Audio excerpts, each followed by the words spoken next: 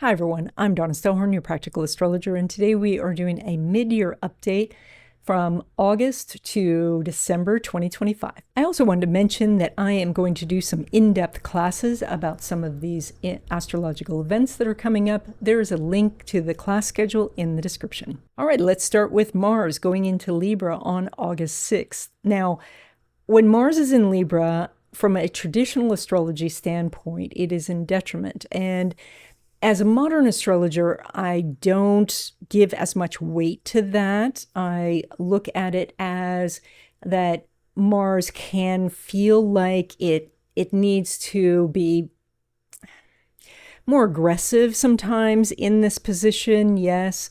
But, Libra, besides being about relationships and love, it's also the general on the hill, the one who does the strategy. It's the chess master. It's the person who's saying, I'm going to put my troops here and put my troops there and, crush the opponent.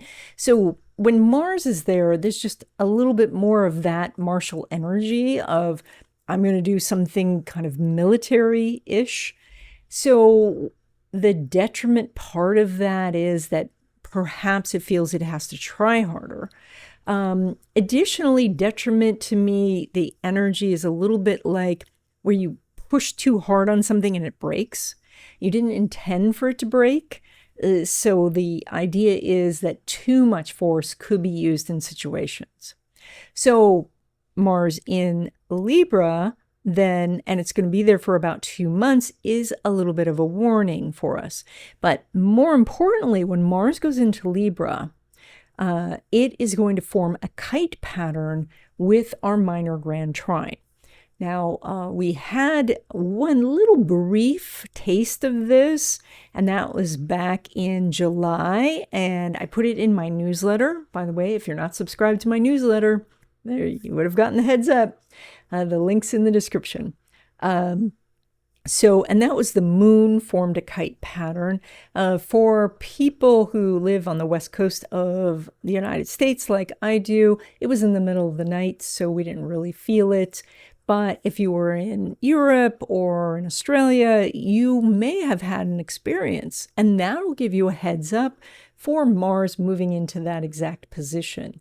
So between August 6th and August 10th, besides the Lion's Gate, which is this sort of spiritual portal where some constellations are lining up, there is also a kite pattern forming with Mars. And so Mars is going to make a grand trine with Uranus and Pluto, and it's going to be sitting opposite Saturn and Neptune, and that forms this picture of a kite. And Mars, in this case, is the tail of the kite. And so it's the one where it's trying to get balance or control by pivoting back and forth towards the Uranus, which is, I'm going to do something entirely different. I'm going to, go raise the llamas in South America or something like that. Or Pluto, which says, that's it. I'm drawing the line. I'm letting go of this habit or that person or this job or that situation so I can have this new life. So Mars is pivoting back and forth between those, and it's opposite the Saturn and the Neptune, which is the either perceived block or the very real block, the perceived Neptune of, like it feels like I shouldn't go that direction, or the Saturn, which tells you, do not go this direction. And that's the reason for the pivot. The idea could be that your boss says, there is no future here, and the company's in trouble, or you're at the highest position you can be. You can't move up any farther. It could be something like that, which causes the pivot. Or your partner who says that I don't want to move, or I don't want to stay here, or whatever it is that makes you feel blocked can cause then the pivot. So, of course, if this hits your charts directly, you're going to be more affected. If it doesn't, then the energy could be something around you. And that's to keep in mind when you're out in the world between August 6th and August 10 of what's going on around you, because it could be impacting someone who then reacts in a very over-the-top way. Now, if that wasn't enough, Then on August 8th, we also have a full moon, and that's at 17 degrees of Aquarius. And so that is this height of energy that's happening. So if we think about the cycle of the moon, the new moon starts and you might say, I want to have a party.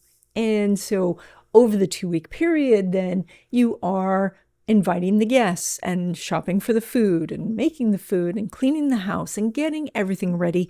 And then the full moon comes and that's the party.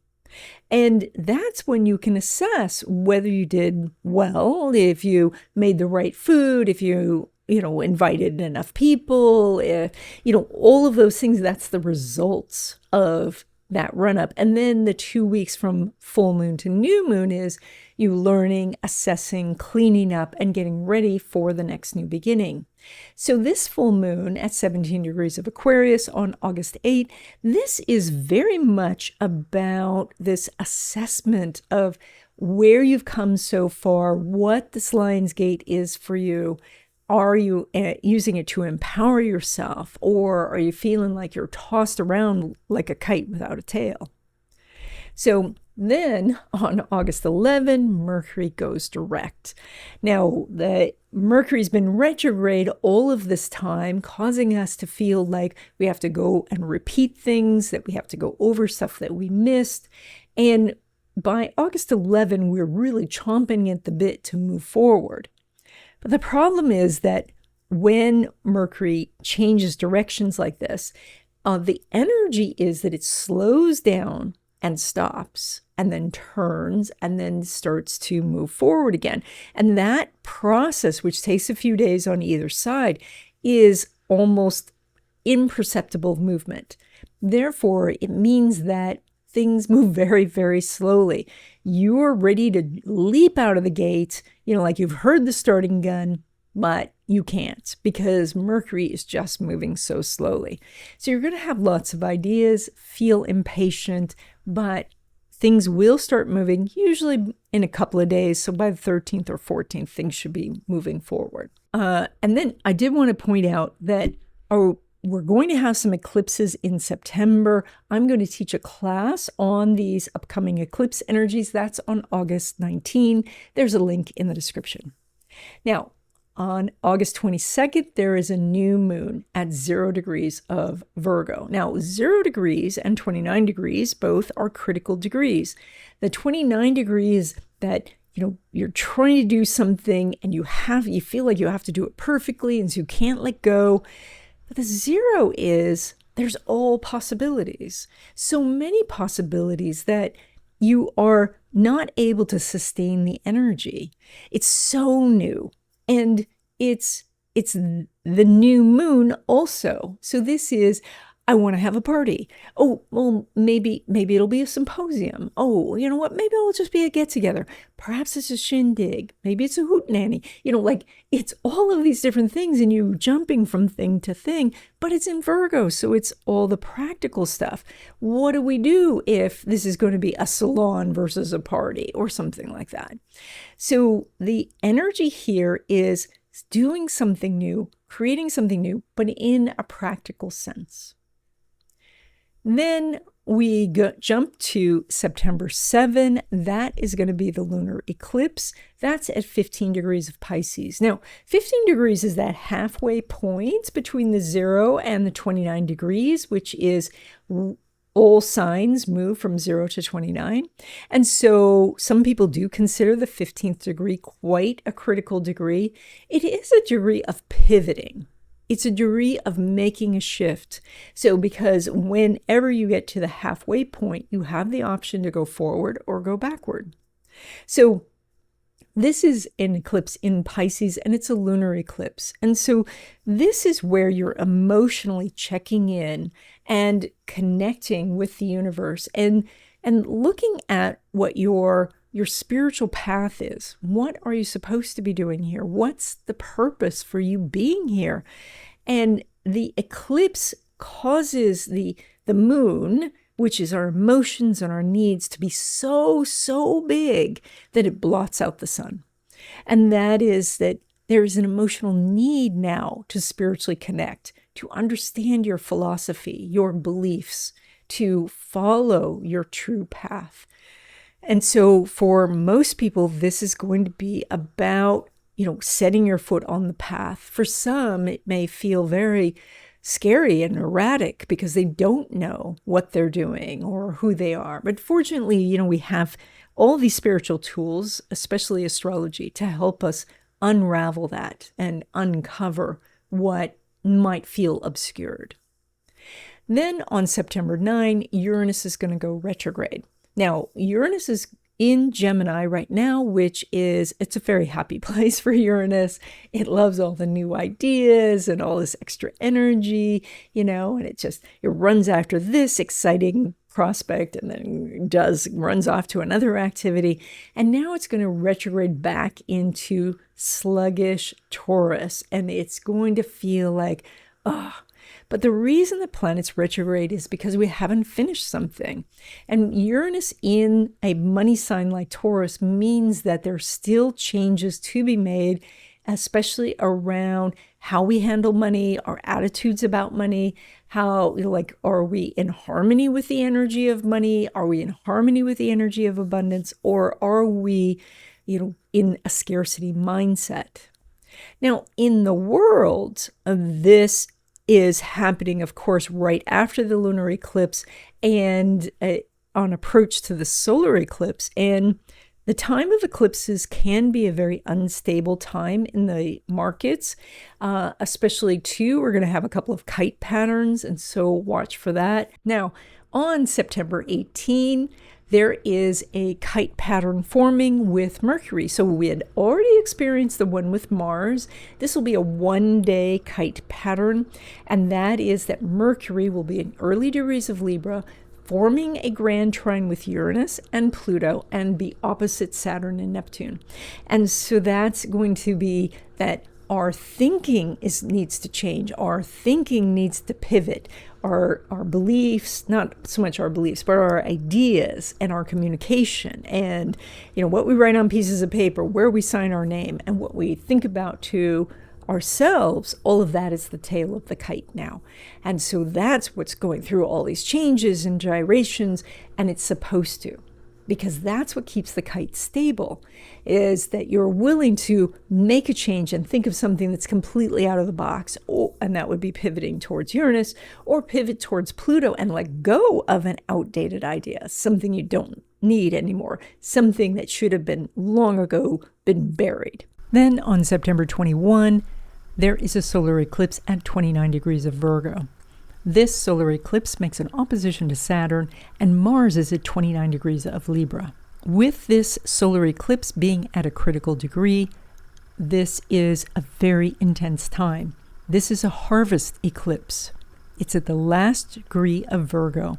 This is about taking what you can from a situation and walking away.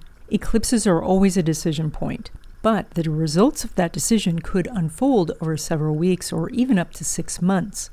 So with an eclipse at such an intense degree, there could be things that are happening in the world that really grab your attention, but it's also very important to consider what you need to harvest and what you need to let go of in your life. I do have that upcoming class on the eclipses, and that is on August 19. There's a link in the description. So then Mars enters the sign of Scorpio on September 22nd. Now, Mars co-rules Scorpio, so it's very powerful in this position. And so by this point, you'll probably have some very clear goals, and you can then just move forward on them. And so Mars will be in Scorpio for a couple of months, and so you will have this very clear energy. Now on September 23rd, the sun forms the kite pattern. So the sun will be in early Libra now. And on that same day, Mars is going to square Pluto and in conjunct Uranus. So now we have energies at cross purposes, and this is so close to the eclipses. You do want to be extremely aware when you're out in the world of what's going on around you. So be aware of your surroundings. If you can avoid big crowds and things like that, anything that seems kind of risky, just avoid that on the 23rd of September. For you personally, Now, the sun is the tail of the kite, and it wants to go this direction or that. But with Mars square Pluto, it wants to do it in such a big way. This is like when you say, okay, I need to move the refrigerator, but you have the strength suddenly to lift the refrigerator up and move it. And so that is, you can do an extraordinary amount of effort during this time. If you're being opposed by someone or something, you can get an extraordinary amount of opposition to something as well. And so the sun, of course, is where you shine, and that is that tail of the kite balancing this energy. So just watch out for that Mars. Now, all of that seems like so much. There's so much energy. But as we get into October, and October 6th, when we have the full moon at 14 Aries, we actually have now the energy settling down. Now it's getting quiet. And so, if you ever go to the ocean, you notice that it's wave, wave, wave, and then lull, and then wave, wave, wave, and then lull. This is our lull. This is a period of time where things are quieter, things are settling down. We're getting to see the results of what we've done and what's the results of what's happening from different things people have done in the world. This is kind of like we're digesting. So we're thinking about whether or not these things are going to be beneficial. Now, on October 13, Pluto is going direct. Now, Pluto spends more than 50% of the year retrograde, and so it's not this huge, gigantic deal on the day that it goes direct. But the difference is that now we're going to spend a long period for the third time going through a certain area of space, and that means a certain area of your chart. So that means that this is the third time maybe you've needed to let go of a situation or a hurt or a fear. And this time it's easy. This is the third time. So the first time's hard, the second time's a shock, like, oh, I didn't expect that pop quiz. This is the final exam, and you've studied, you know this, and so you can breeze through this. And so Pluto went retrograde way back in May, and now is finally direct on October 13. So, and then on October 21, there's a new moon in Libra at 28 degrees. This is making an inconjunct to Saturn. Now, a new moon says, I want to start something new, but it's at very late degrees of Libra, which can be quite indecisive.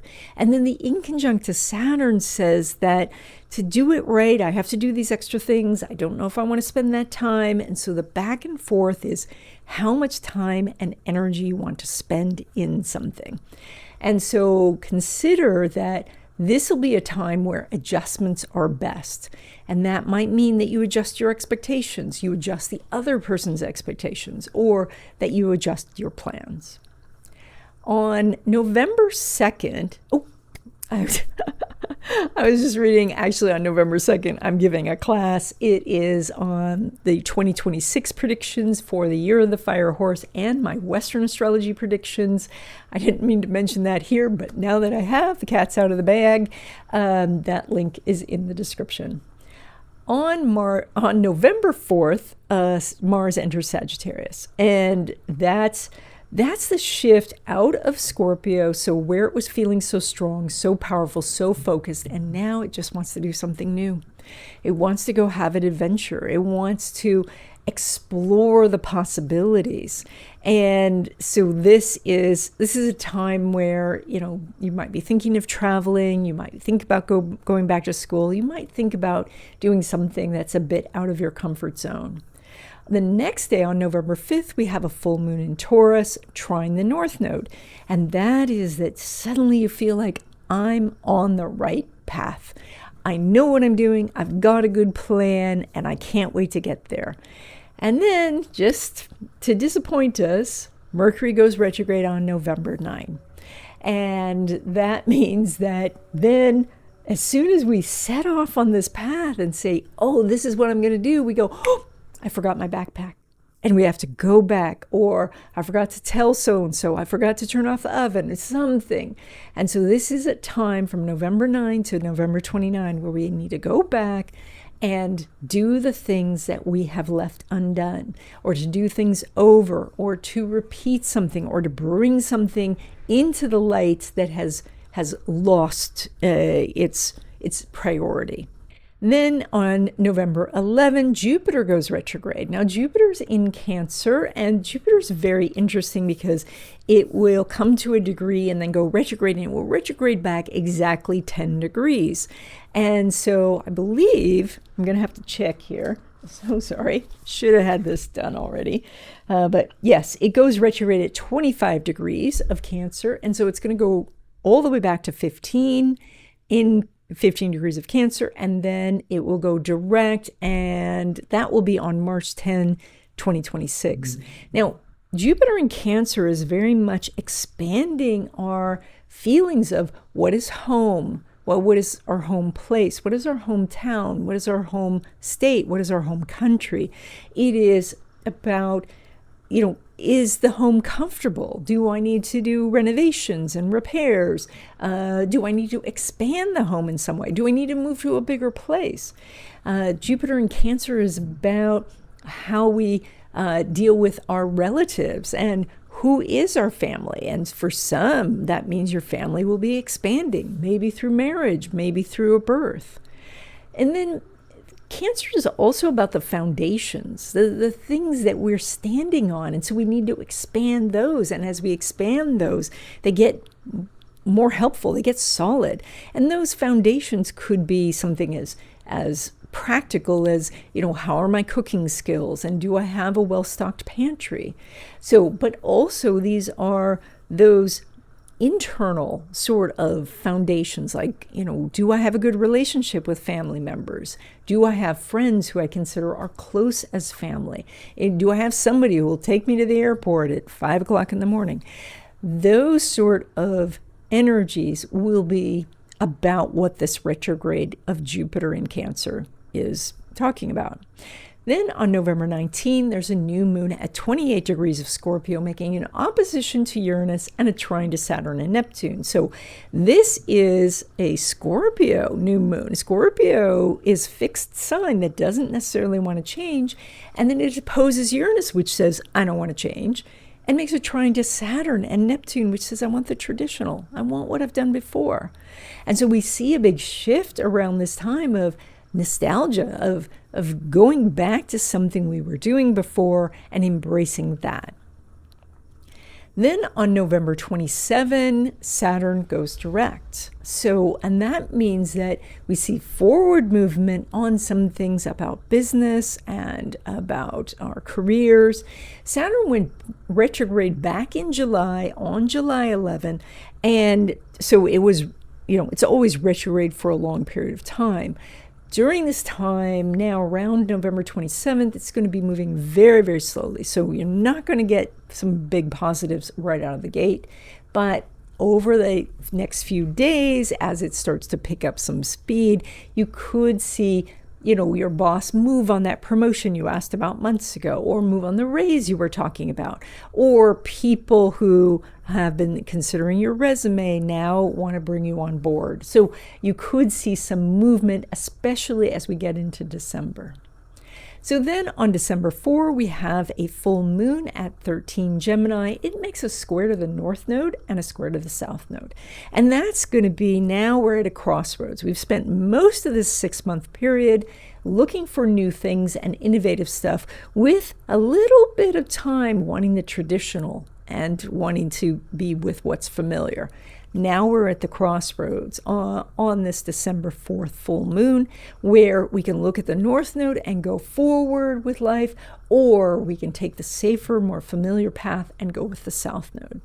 And then on December 10, Neptune goes direct, and it went retrograde back in July. And as it turns direct, now we may start to incorporate something new into our spiritual practices. You might find that you are exploring some new ways of being more intuitive or reading the messages from the universe, because we had spent this time from July 4th to December 10th really honing those spiritual skills that we already had, going over them and over them. So now, as, of course, Neptune goes direct, it's still going to do that third pass of all of that territory that it covered before, and that means including going back into the sign of Pisces, and where it feels very comfortable and very happy. And it will be back then in January. I have to check that for sure. Hold on. So, yeah, it will be back, but yeah, it's the very, very end of January into Aries. And then Mars enters the sign of Capricorn on December 15th, and this is also by some traditional astrologers seen as more powerful because Mars is exalted in Capricorn. As a modern astrologer, I see it sometimes as an overconfident Mars that is trying to do something with not so much backup. And so this is kind of like you say, oh yeah, I have my speech down, so you don't take your notes to the podium. Or you say, oh yeah, I can do all of these things in just a couple of hours, but you're underestimating the time things will take. So this overconfidence of Mars, this is something to be watchful for. Again, that starts on December 15. Then on December 19, there's a new moon in Sagittarius, and this makes a square to Saturn and Neptune and an inconjunct to Uranus. So now this adventurous energy of Sagittarius says, I don't want to do the traditional, that's the square to Saturn and Neptune, and I'm not sure if I want to do the new thing, that's the inconjunct to Uranus, but I'm restless. I want to do something. I want to do something different. And this is how we finish up the year of this sort of restless energy that we know something new is coming. It's not quite here yet. Some of that will be ushered in with the year of the fire horse. That'll be in February. Some of that will come back with the Saturn and Neptune coming back into the sign of Aries. That's also going to be this January, February time. So we've got these things. And so there's just this feeling of, I want a change to happen. I'm restless that it's not happening yet. And so be aware that you're going to have this feeling, and that's okay. And that's it. I hope you enjoyed this video. If you have any questions or you would like to know more about what's up with your chart, I do readings. There's a link in the description, and I will see you in the next video.